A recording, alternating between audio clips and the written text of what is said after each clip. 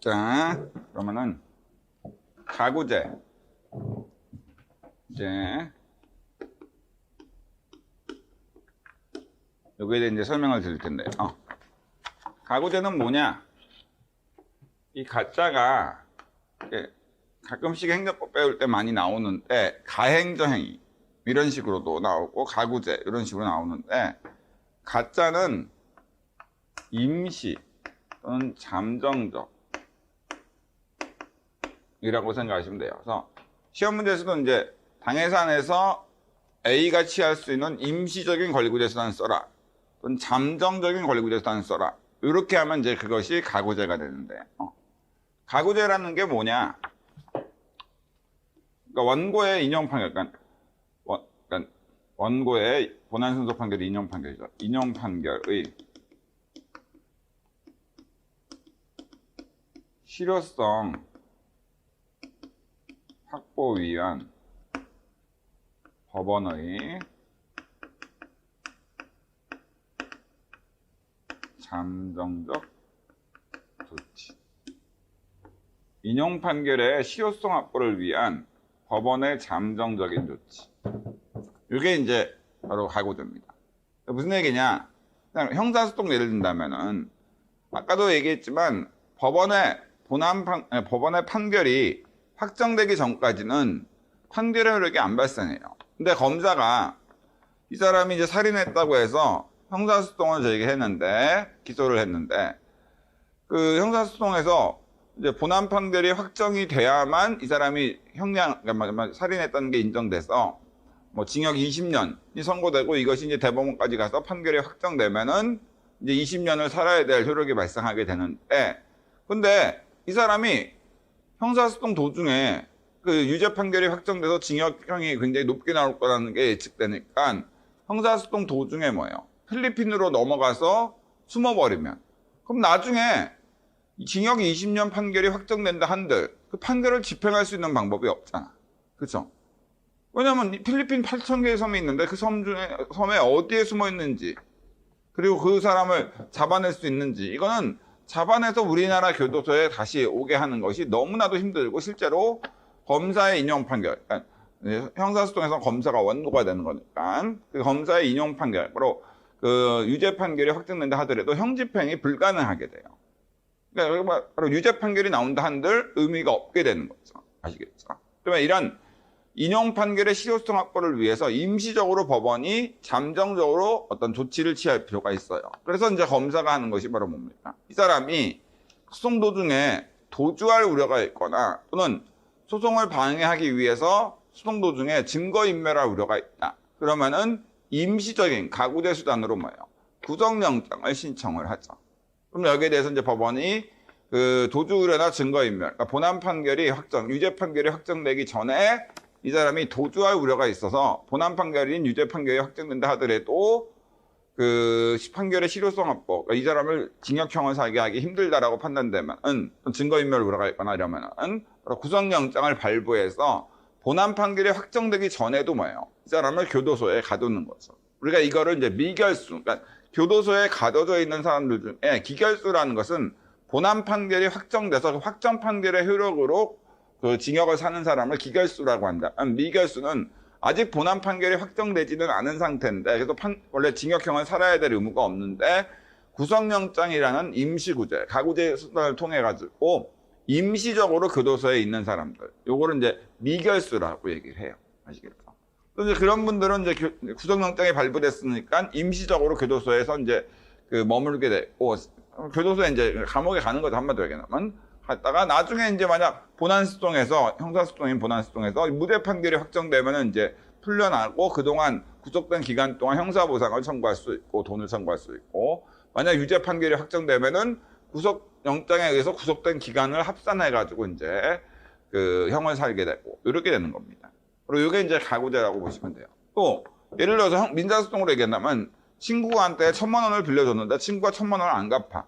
그래서 1,000만 원 지급 청구 소송이라는 이행소송을 제기를 했어. 근데 이행소송 제기해서 이행 판결이 그 확정되기 전에 이 친구가 자신의 명의로 된 재산을 다 빼돌리면 그러면은 실제로 이행 판결이 나온다 한들 실제로 뭐예요? 강제집행을 신청하더라도 이 친구 명의로 된 재산, 바로 압류 경매할 재산이 없으니까 뭐예요? 1,000만 원을 못 받게 된단 말이에요. 인용 판결의 실효성 확보가 안 되는 거죠. 또 자신의 명예를 훼손하는 또는 자신의 어떤 저작권을 침해하는 출판물이 출판되려고 해.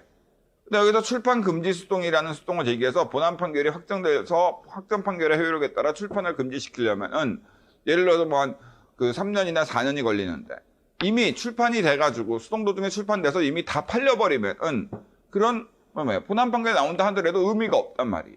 이런 경우에는 그리고 임시적으로 법원이 본안 판결의 실효성 확보를 위해서 뭐예요?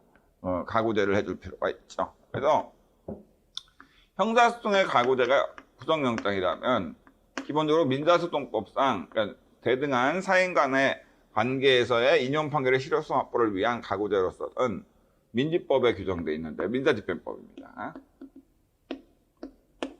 가구제로서 만약 본안에서 구하고자 하는 권리가 금전채권, 돈 달라고 요구하는 권리다. 그러면은 가압류, 임시압류죠.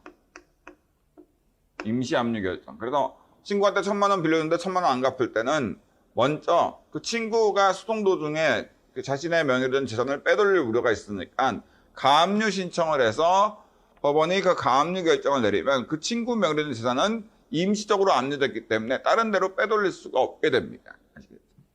그리고 비금전 채권, 돈 달라는 권리가 아니다. 저작권이나 특허권 이런 돈에 대한 권리가 아닌 지적재산권이라든지 또는 자신의 생명권이나 신체권 이런 것이 명예권 이런 것인 경우에는 가처분이라는 걸 하죠.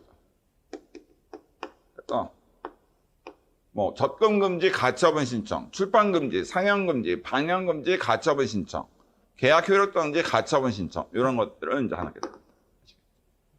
보통 이렇게 된다. 가구제라는 것은 이런 거다라고 여러분들이 생각하시면 될 것 같아요.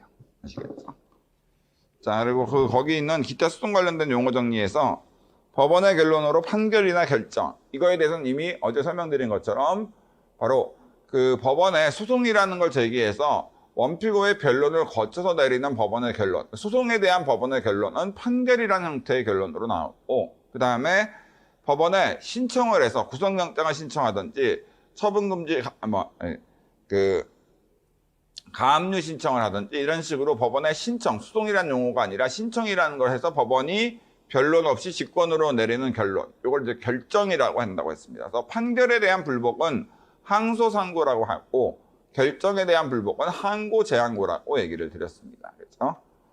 자, 그 다음에 넘어가시면 될 것 같습니다. 그래서 법학의 기초와 소송의 구조에 대해서는 이 정도만 하시면 될 것 같아요. 그러면은 이제 마지막으로 행정법 들어가기와 관련돼서 이제부터는 이제 행정법에 대한 논의인데, 바로 이제 앞에 있는 거는 법학의 기초랑 소송 구조라고 해가지고 어떤 법학 통론에서 배우는 바로 법대생들이 처음 들어왔을 때 배우는 그런 법의 어떤 상식적인 기본적인 내용을 했다면 지금부터 하는 건 이제 진짜 행정법에서 가장 중요한 전체 큰 그림을 그리는 거라고 보시면 돼요. 행정법을 들어가기 전에 반드시 익혀두셔야 될 그런 내용이라고 보시면 되겠습니다. 자.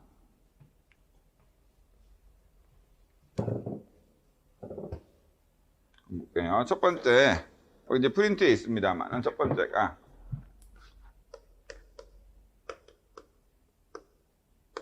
행정이라고 되어 있죠. 자, 우리가 행정법은 말 그대로 행정에 관한 법을 말하는데, 그럼 국가의 활동, 국가가 뭐 정부를 통해서 하던, 법원을 통해서 하던, 헌재를 통해서 하던, 국회를 통해서 하던 어떤 국가라는 법인에 있는 기관들이 행하는 그런 여러 가지의 수많은 활동 중에 그 행정법은 행정이라는 국가 적용에 대해서 규율하는 법을 말하는데, 행정법은. 그럼 행정이라는 게 과연 뭐냐? 자, 이랬을 때 볼게요. 국가의 주인은 아시는 바와 같이 뭐예요? 국민이죠. 그래서 국민이, 주인인 국민이 모든 국가 권력을 행사하는 게 민주주의에는 가장 부합하죠. 그러니까 옛날에 군주제에서는 국가의 주인이 군주니까 군주가 모든 국가 권력을 행사했는데, 지금은 국가의 주인이 민주주의니까 국민이란 말이에요. 그럼 국민이 모든 국가 권력을 행사하는 게 타당하지. 근데 실제로 어제도 얘기했지만 요즘에 국가가 또 다양화된 어떤 행정 현실을 대응해야 되다 보니까 국가가 행하는 국가작용이 하루에만 하더라도 뭐예요? 한 수십만 개가 되는데 이거를 국민이 모두 국민투표를 통해서 할지 안 할지를 결정하는 것은 사실상 불가능해요. 그래서 국민들이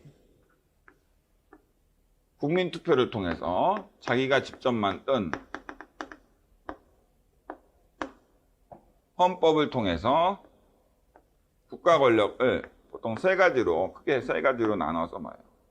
각각 다른 국가기관한테 부여했어요. 아시겠죠? 왜냐하면 이 헌법을 통해서 하나의 국가기관한테 모든 국민이 할 수 있는 국가 권력의 행사를 다 부여하면은 그 하나의 권력이 집중된 국가기관이 뭐예요? 바로 권력을 남용함에 따라서 오히려 주인인 국민을 탄압하게 된단 말이죠. 그렇죠? 그렇기 때문에 국가 권력을 각각 세 가지로 나눠서 그 세 가지의 국가 권력을 각각 다른 국가기관한테 부여하게 되면은 뭐예요? 그리고 서로 다른 국가기관 간의 어떤 상호 견제를 통해서 뭐예요? 바로 그 독재로 흐르지 않게 돼서 국민을 탄압하지 않을 수 있게 되겠죠. 그래서 이것이 바로 우리가 뭐예요? 헌법에서 배운 권력분리 원칙이라 하죠. 또 권력분리 원칙이 왜 등장했는가? 바로 국민의 헌법상 보호되는 가장 기본적인 권리인 기본권을 보장하기 위해서. 바로 국가 권력을 너무 한 국가기관한테만 집중시켜버리면 독재로 인해서 국민의 기본권이 침해되니까 국민의 기본권을 보장하기 위해서 권력분리 원칙이라는 게 등장했다고 보시면 되겠죠. 그랬을 때 실질적 의미의 입법권, 입법을 할 수 있는, 실질적 의미로 입법을 할 수 있는 국가 권력에 대해서는 헌법 40조를 통해서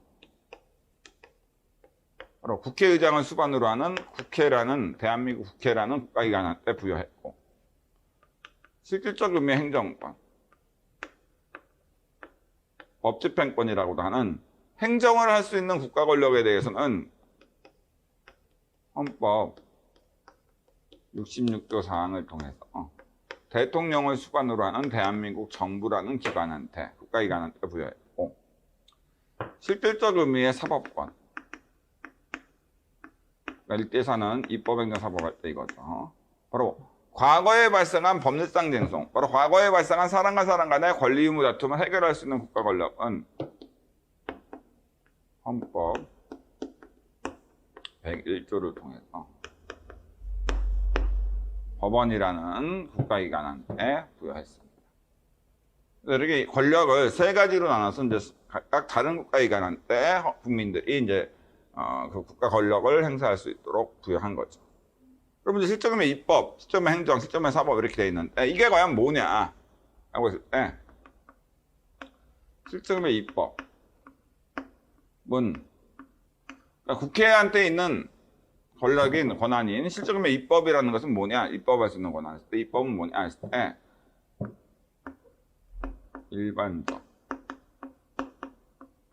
추상적인 법을 정립, 만든다는 거죠. 일반적이고 추상적인 법을 만드는 활동, 이게 바로 실적음의 입법입니다. 거기에 비해서 이제 실적음의 행정이라는 국가 권력, 바로 국가작용은 뭐냐 했을 때 구체적인 법집행작용을 말해요.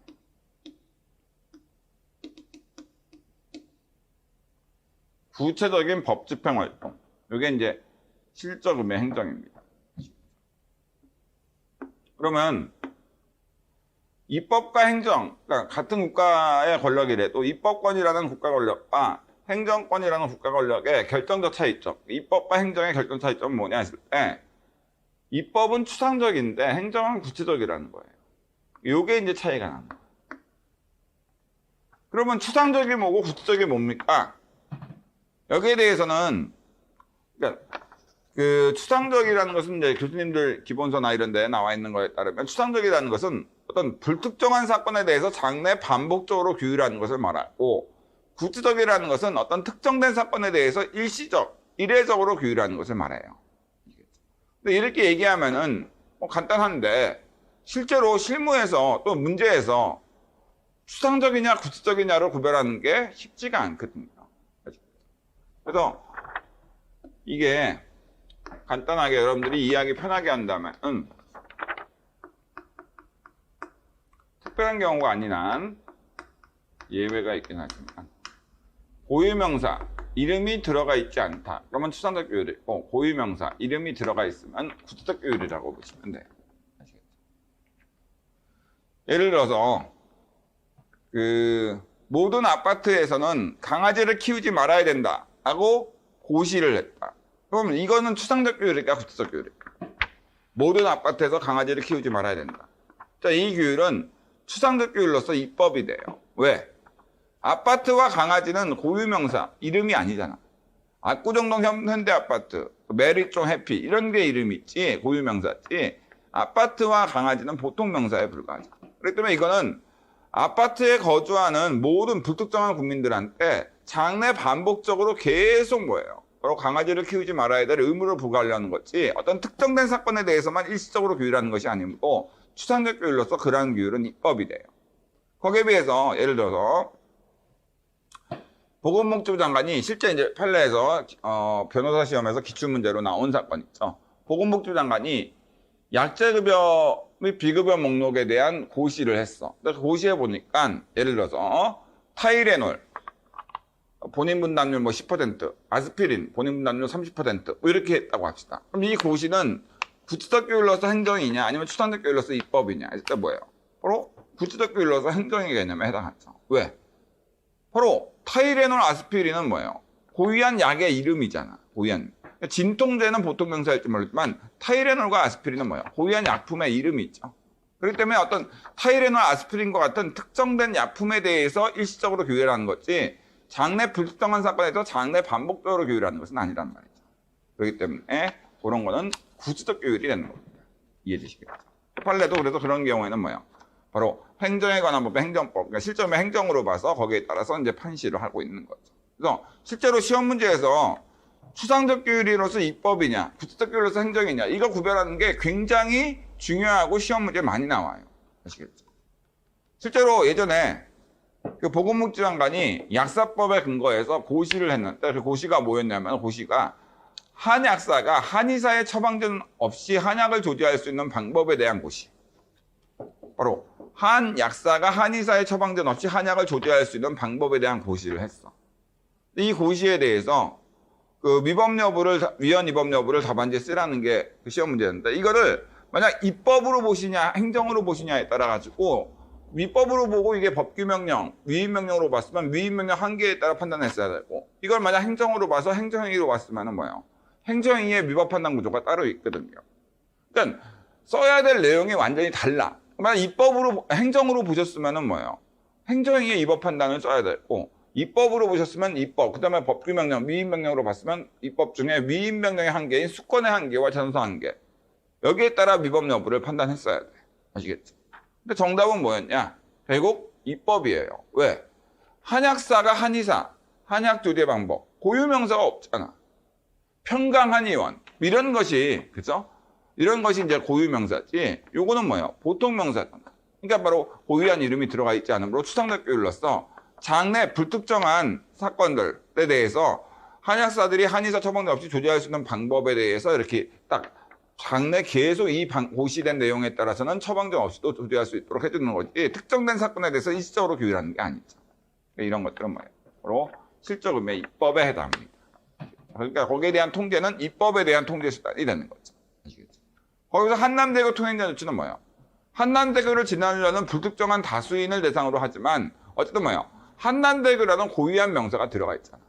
그래서 한남대교라는 특정된 사건에 대해서만 규율하는 거지 불특정 다수인을 그러니까 그 인적 범위는 불특정 다수인이라는 일반인을 대상으로 하는 거지만 어떤 사건과 관련돼서는 뭐예요? 바로 한남대교라는 고유한 이름이 있는 특정된 다리에 대해서만 규율하는 거기 때문에 그런 구체적 규율로서 실적이면 행정이 되고 행정에 관한 법인 행정법, 도로법이나 도로교통법에 적용될 수 있게 됩니다.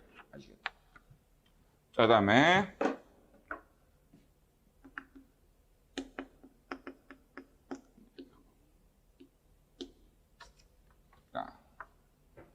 실점에서 법은 뭐냐? 행정에 비해서. 행정과 마찬가지로 실점의 사법도 구체적인 법 집행작용이야. 왜냐면 실점의 사법을 할 때는 뭐예요? 고유한 이름을 가진 범죄인 또는 뭐 원고나 피고와 같은 고유한 이름이 있는 사람이 판결문이나 이런 데 나오잖아. 고유한 이름이 들어가 있으니까 당연히 구체적 비율인 건 맞다. 추상적 비율은 아니야. 단지 그럼 행정과 사법의 차이점은 뭐냐? 행정은 장래 사회 형성 활동이라는, 사법은 과거에 발생한 법률상 쟁송 해결 작용이다. 이게 이제 차이가 있죠. 그러니까 실적음의 행정은 장래 사회 형성을 위해서 하는 활동, 장래를 위해서 하는 활동이라면 실적음의 사법은 구체적인 집행행위를 하더라도 뭐예요? 과거에 발생한 법률상 쟁송, 사람과 사람 간의 구체적 권리 의무 다툼을 해결하는 활동입니다. 그러므로 경찰이라는 기관이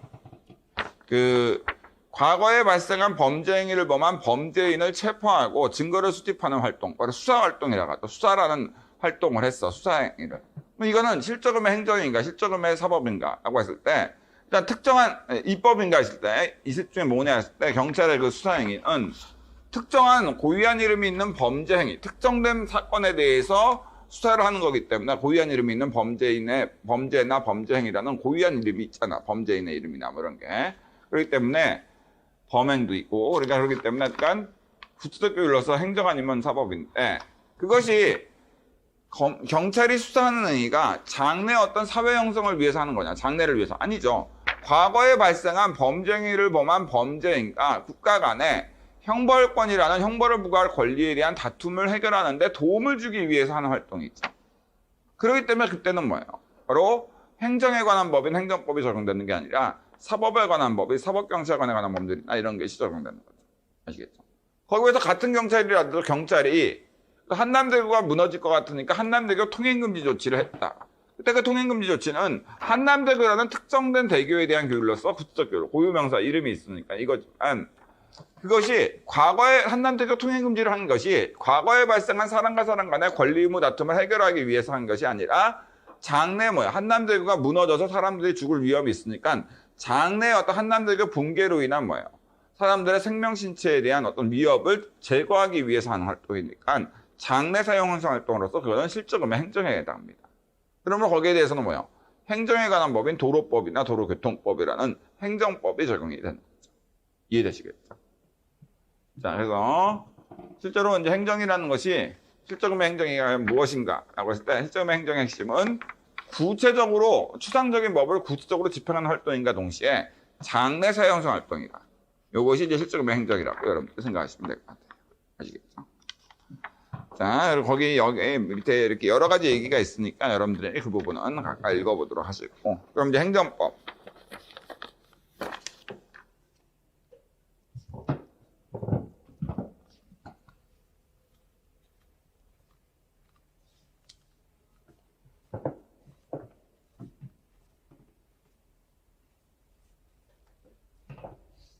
자, 우리가 이제 배우는 과목이 행정법인데, 원래 행정법은 이제 공법 내에 행정법이 포함되어 있는 건데, 우리가 행정법이라는 우리가 590제 2차 과목에서 배우는 행정법이라는 과목에서는 행정법과 공법은 동일한 언어로 쓰인다고 보시면 돼요. 원래 공법에는 형벌에 대해서 규정하는 형법도 포함되어 있습니다만, 네, 일반적으로 행정법이라는 학문 영역에서 행정법이라는 용어를 쓰면 그거는 공법과 동일한 언어다. 이렇게 생각하시면 됩니다. 이런 행정법의 분류와 관련돼서 일단 형태에 따른 분류. 형태에 따른 분류로서 성문행정법, 불문행정법, 행정법, 공법도 어쨌든 형태에 따른 분류로 보면은 우리나라는 성문법 국가이기 때문에 문서나 문자화 되어 있는 성문행정법이 우선적인 행정법의 존재 형태고 공법의 존재 형태고, 그런 성문행정법으로 해결될 수 없는 그러한 불합리한 상황이 발생하는 경우에는 예외적으로 불문행정법, 문서나 문자화 되어 있지 않은 행정법이 인정됩니다. 그럼 서문행정법으로는 뭐가 있느냐? 일단 헌법이 있죠. 헌법은 가장 중요한 성문행정법이죠. 왜? 국민이 국민투표를 통해, 주인인 국민이 국민투표를 통해 만든 최상위의 법이니까. 그래서 예외가 있을 수 있습니다만 원칙 헌법은 공법, 행정법, 바로 국가 등과 같은 우월한 그 행정주체와 국민과 같은 열등한 행정객체 간의 관계를 규율하는 법이지 대등한 여러분들과 여러분들 친구 간에 적용되는 사법이 아니에요. 그래서 그래서 얘기했지만 헌법 11조는 평등권을 규율하고 있어. 근데 여러분들이 친한 친구한테는 100원에 팔고 똑같은 어떤 그 책에 대해서 친한 친구한테 100원에 팔고 안 친한 친구한테는 뭐예요? 1000원에 팔았다. 차별했죠. 그렇더라도 합리적 차별 사유가 없다 하더라도 그건 뭐예요? 위법한 행위는 아니에요. 왜? 헌법 11조 평등권은 국가 등과 국민 간의 관계에서만 적용되는 행정법, 공법이지 여러분들과 여러분들 친구 간의 관계, 대등한 사인상호 간에 적용되는 사법이 아니에요. 아시겠죠? 그 다음에 법률. 물론 당연히 모든 법률이 성문 행정법은 아니죠. 왜냐하면 민법이나 상법이라는 이름을 갖고 있는 법률은 사법이고 형법이나 무슨 처벌에 관한 법률이라는 이름을 갖고 있으면 그거는 형법이 됐죠. 단지 그 외에 나머지 이름을 갖고 있으면 특별한 경우 아닌 한 행정법이라고 보시면 될 것 같습니다. 그 다음에 국제법이라고 해서 국가 간에 체결된 국제조약이나 일반적으로 승인된 국제법규가 있는데 그것도 우리나라에서 성문, 문서나 문자화되어 있는 행정법으로 인정되지만 실제 뭐 시험 문제 나오는 경우는 없고.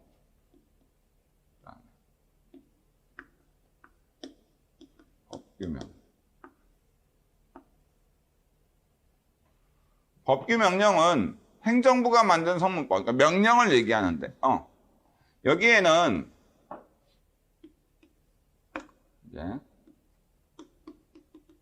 이제 어차피 뒤에서 이거 나중에 상세히 설명드리긴 해요.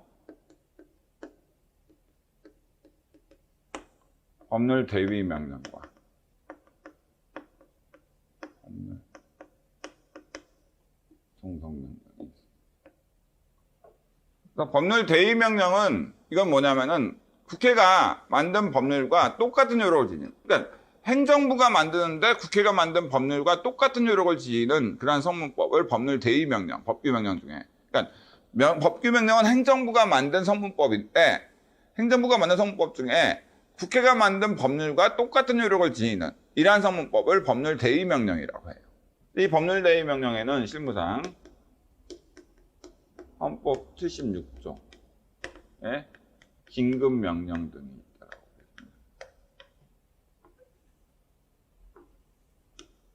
보겠습니다. 극단적인 예를 든다면, 나중에 이제 보시면 알겠지만, 나중에 뭐 기본 강의나 이런 거 들으시면 알겠지만, 예를 들어서 지금 그 러커가 침입을 했어요. 러커가 지금 그 국회 주변을 벌어하고 있어요.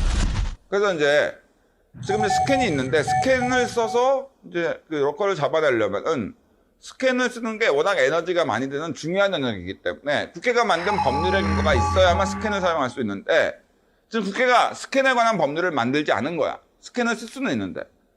그러니까 이제 국회의원들이 법률을 만들기 위해서 국회로 들어가는데 러커가 다 벌어했으니까 공격해서 다 국회의원들이 죽었어. 그럼 뭐예요?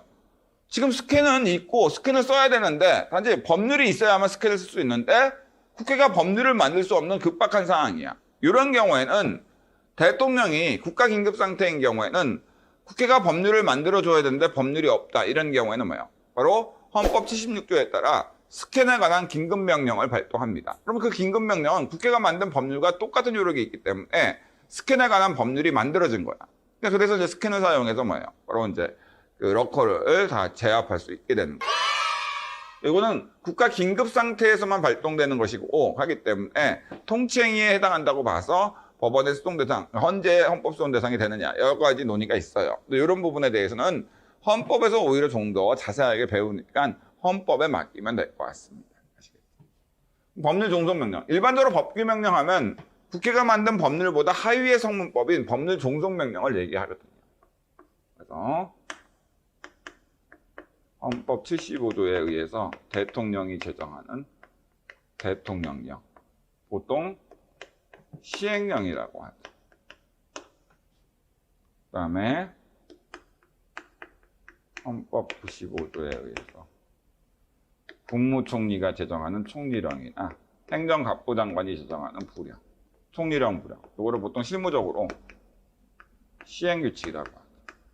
그러니까 도로교통법 시행령, 도로교통법 시행규칙, 이렇게 시행령이나 시행규칙은 헌법 75조에 의해서 대통령이나 행정부가 만든 성문법으로서의 대통령령을 말하고, 시행규칙은 보통 형식적으로 실무상 쓰이는 시행규칙은 헌법 95조에 의해서 국무총리나 행정갑부 장관이 만드는 그런 어떤 총리령 부령을 보통 시행규칙이라고 합니다.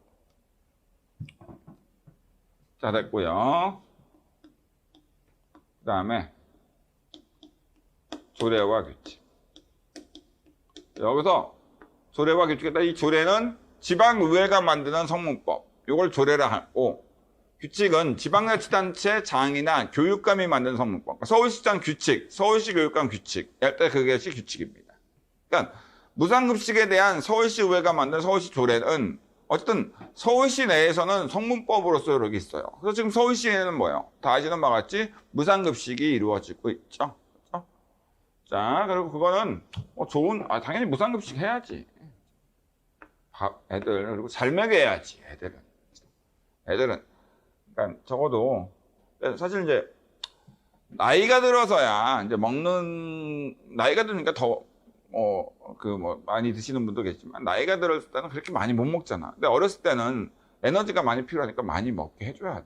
근데 이거를 지금 이제 새롭게 오세훈 시장이 되긴 했습니다만, 저희 학교 선배님이시고 하시긴 한데, 그때 이제 무상급식이 안 된다라고 해서 반대를 하셨는데, 물론 이제 사실 그분의 의도는 무상급식을 안 한다는 게 아니라 진짜 밥을 굶는 사람들한테만 무상급식하고, 실제로 돈이 많은 사람한테 무상급식할 필요가 없지 않느냐. 그렇죠? 이건데 일리가 있죠. 그런데 거기에 대해서는 조금 그랬던 건 뭐냐면, 무상급식을 만약 돈 없는 애한테만 하면 돈 없는 애들만 먹는 거 보이잖아, 다른 애들이. 그러면 거기에 대해서 뭐예요? 애들이 차별을 해요. 이게 이런 거는 사실 배우지도 않는데 사람의 어떤 간악한 본성이라고 해야 되나? 나쁜 본성. 편가르기 해서 어떤 왕따시키거나 이렇게 차별하는 것은 뱃속에 있을 때부터 그걸 배우는 건지 몰라도 참 잘해. 아시겠죠? 그러니까 그런 차별이나 이런 것들이 나이가 들어서 있는 거야 어쩔 수 없다 하더라도, 어린애일 때는 적어도 초중고등학교에서만큼은 좀 없어야 되는 게 아닌가, 이런 생각이 들어요. 개인적으로 그랬습니다. 어쨌든 근데 이거는 어쨌든 제 개인적인 생각이고, 근데 어쨌든 그래도 애들한테는 좀 이렇게 차별이나 이런 것들을 하면 안 되지 않느냐. 그렇죠? 교육과 관련돼서 특히나. 그렇죠? 지금 문재인 대통령이나 문재인 정부에서 이렇게 기회 공정이니 여러 가지 얘기를 하는데, 실제로 공정하게 기회를 하고 있다는데, 솔직히 지금 하고 있는가? 그런 정책을 피고 있는가? 안 하고 있어요. 솔직히. 비판을 좀 받을 건 받아야지. 지금 청년들이 본인이 열심히 기회를 받아서 열심히 공부를 해서, 그래서 강남이 아니더라도 그냥 서울에 아니면 경기에도 아파트를 살 수 있어요. 못 사요.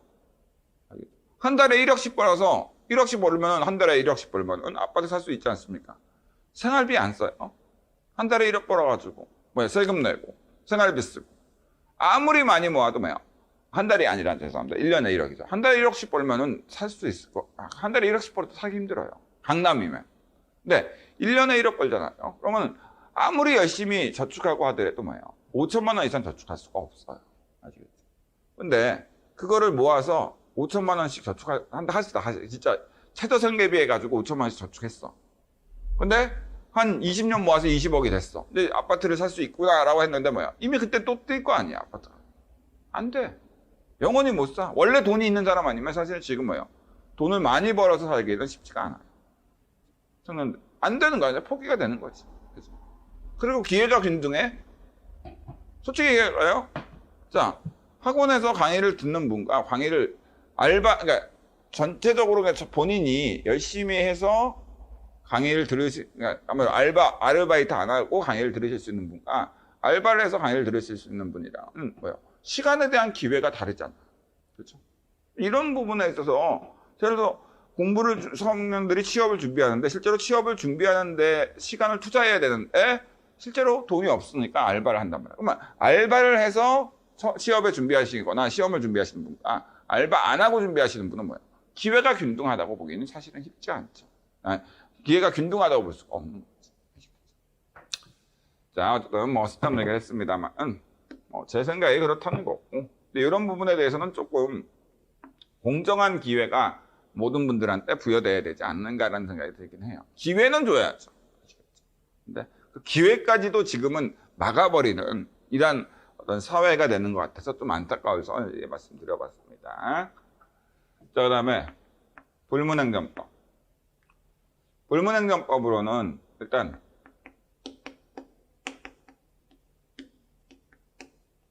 관습행정법. 조상대로 내온 관습이 법으로 인정되는 건데 큰 의미 없고.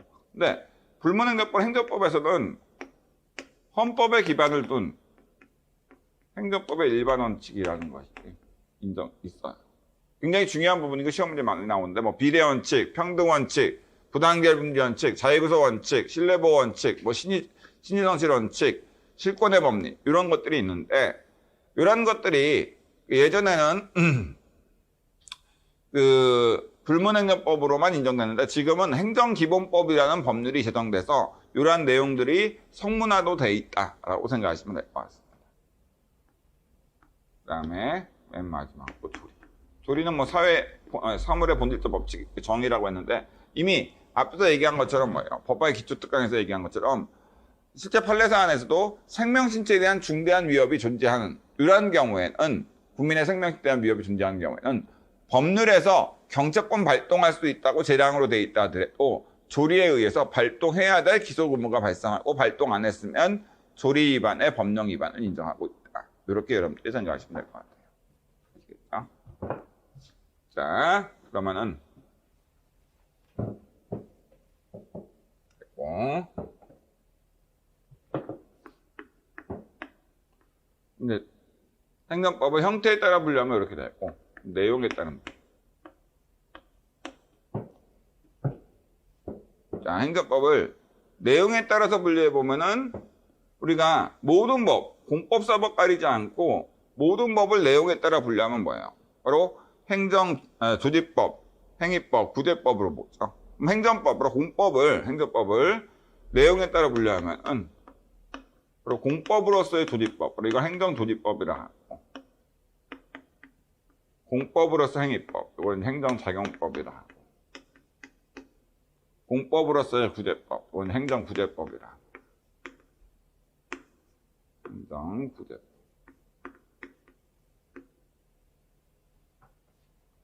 그럼 이제 가장 중요한 건 이제 행정작용법인데요. 그럼 행정작용법이 뭐냐? 자, 원래 행위법은 사람과 사람 간의 권리 의무를 규율하는 법. 이게 행위법인데, 행정작용법. 그러니까 공법으로서 행위법은 뭐냐? 사람 중에 행정주체. 라는 사람과. 이건 다 어떤 의미인지 설명드릴 거예요. 행정객체라는 사람.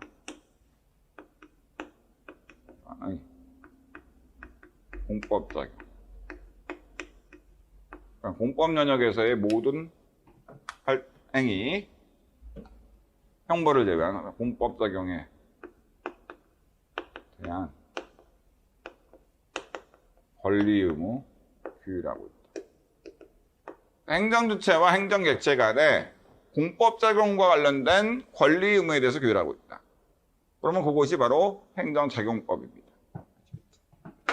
그러면 여기서 공법작용이라고 했는데 공법작용은 바로 이제 그 형벌을 제외한 공법 영역에서 모든 행위라고 보시면 돼요. 형벌을 제외한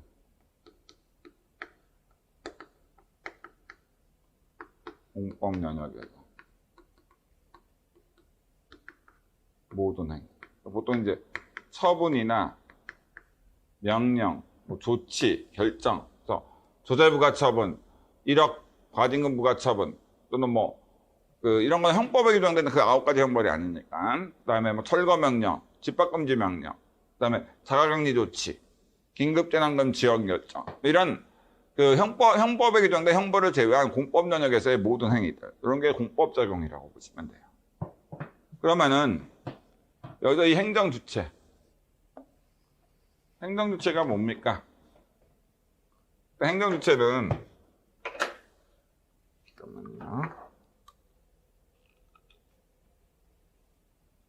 바로 강학상 개념, 학문상, 교수님들이 강의와 학문에서 얘기하는 개념으로서 실무상 쓰는 용어는 아니에요. 그러니까 행정주체는 강학상 개념으로서 얘기하면 되게 복잡한데, 여러 가지로 얘기하면, 학문적으로 얘기하면 복잡한데, 여러분들 이렇게 보시면 될 것 같아요. 공법에 의해, 행정법에 의해서 공법작용 하는 사람. 공법에 의해서 공법작용을 하는 사람. 이게 이제 강학상 행정주체다.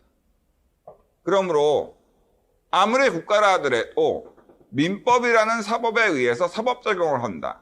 그러면 그때는 국가는 행정주체가 아니라 뭐예요? 사법인, 사인이 되는 거예요.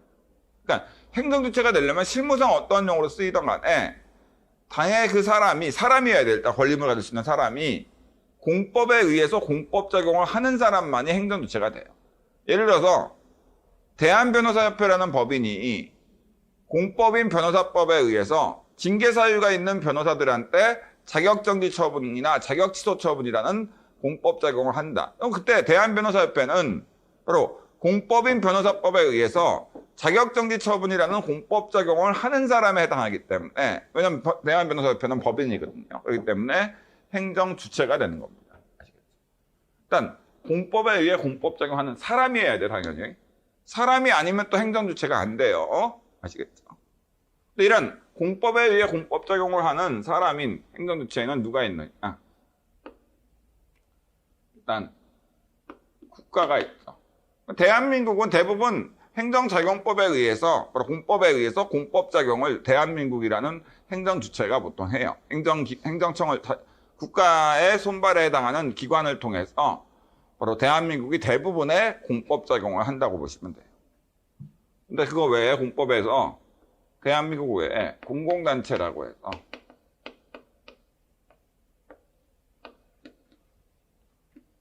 지자체, 지방자치단체랑 기타 공법상 법. 저는 국가와는 독립된 공공단체로서 지방자치단체와 기타 공법상 법인이 이제 공법에 의해 공법작용하는 경우에는 행정주체가 되기도 합니다. 국가와는 독립돼서. 지방자치단체가 뭔지는 뭐 광역지자체로 특별시, 광역시, 도, 특별자치시, 특별자치도가 있고, 기초지방자치단체로 뭐예요? 바로 특별시와 광역시 밑에 있는 자치구와 도 밑에 있는 시군이 있다라고 얘기했죠. 그리고 기타공법상 법인은 국가지자체와는 독립된 법인입니다. 그러므로 이 기타공법상 법인에 소속돼 있는 직원들이나 뭐 임직원, 그러니까 직원들은 기타 공법상 법인으로부터 월급을 받는 사람이에요. 그렇기 때문에 뭐예요? 공무원법상 공무원, 바로 공무원 연금 받는 공무원법상 공무원이 아닌 거죠. 아시겠죠? 왜? 바로 공무원법상 공무원은 국가 또는 지방자치단체라는 법인으로부터 월급 받는 사람이라고 보시면 되는데, 기타 공법상 법인 직원들은 기타 공법상 법인이라는 사람으로부터 월급을 받거든. 그러니까 당연히 공무원법상 공무원이 아닙니다. 어떤 기타 공법상 법인은 첫 번째 공공조합, 공법상 사단이라 할게요. 거기 다 적혀져 있으니까 사실 뭐 따로 필기나 이런 거 하실 필요는 없겠죠. 공법상 사단으로서 음마아파트 재건축 조합, 그다음에 근로복지공단이나 국민연금관리공단, 대한변호사협회, 대한의사협회 뭐 이런 것들이 있습니다. 그리고 공법상 영조물 법인이죠. 영조물 법인. 영조물 법인으로서 뭐 한국은행, 카이스트, 서울대학교, 서울대병원 이런 것이 있고, 그 다음에 이제 보통 이제 무슨 공사들이 많죠. 서울지하철공사, 한국전력공사 이런 거죠. 이런 것도 있습니다.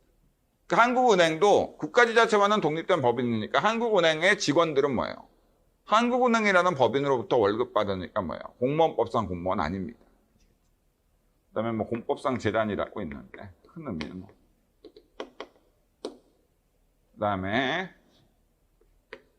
이제 공무수탁사인.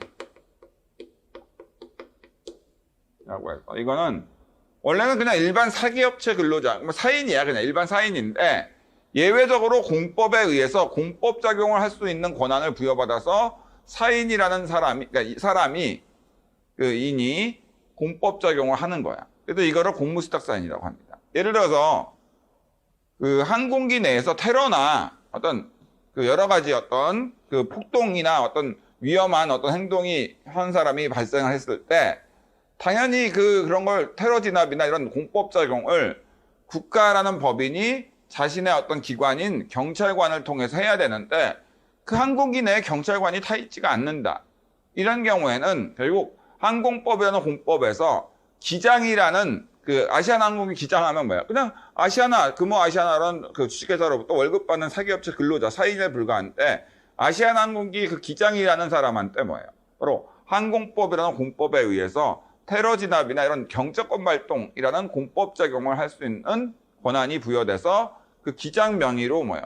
바로 경제권 발동, 기장이 이제 경제권 발동을 하게 됩니다. 그 범위 내에서 기장은 뭐예요? 비록 일반적인 사기업체 근로자인 사인에 불과하지만 공법인 항공법이라는 공법에 의해서 공법 적용, 경제권 발동 같은 공법 적용하는 사람이기 때문에 바로 뭐예요? 행정주체, 공법에 의해 공법 적용하는 사람으로서 행정주체가 되는 거죠. 아시겠죠? 그래서 항공기 내에서 무기나 장구, 그러니까 수갑이나 이런 포승줄 같은 걸 사용할 수 있는 사람은 유일하게 항공기 내에서는 기장만이 가능하게 되는 겁니다. 자, 그렇게 보시면 돼요. 그리고 행정객체는 바로 공법작용에 상대방을 얘기해요.